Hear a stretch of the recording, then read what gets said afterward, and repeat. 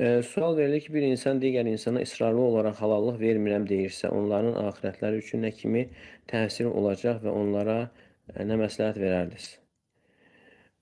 Yəni insan bilməlidir ki, yəni halallıq verməməklə insan qazanmır.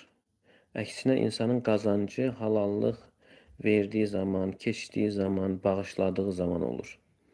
Əgər insan düşünürsə ki, o halallıq vermədiyi zaman, yəni onun savablarından götürəcək və yaxud da bunun günahları ona yüklənəcək.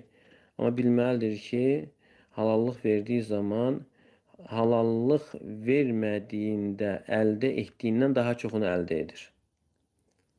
Yəni halallıq verdiyi zaman daha çox xeyirlər əldə edir və həmçinin müsəlman insan çalışmalıdır ki, ona görə kimsə əzab çəkməsin. Necə ki, İmam Əhməd Rahimullah deyərdi ki, yəni Allah Teala'nın sənin səbəbinlə, yəni bir müsəlmana əzab verməsinə sənə nə faydası vardır? Yəni sənin Allah Teala'nın bir faydası var, sən nə qazanırsan?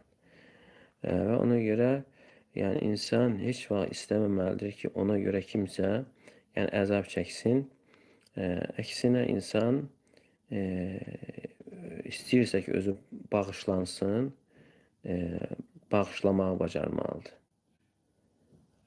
Əgər cənnət istəyirsə, mükafatlar istəyirsə, üstəlik yaxşılıq da etməlidir ki, qiyamət günü o xeyirləri əldə edənlərdən olsun.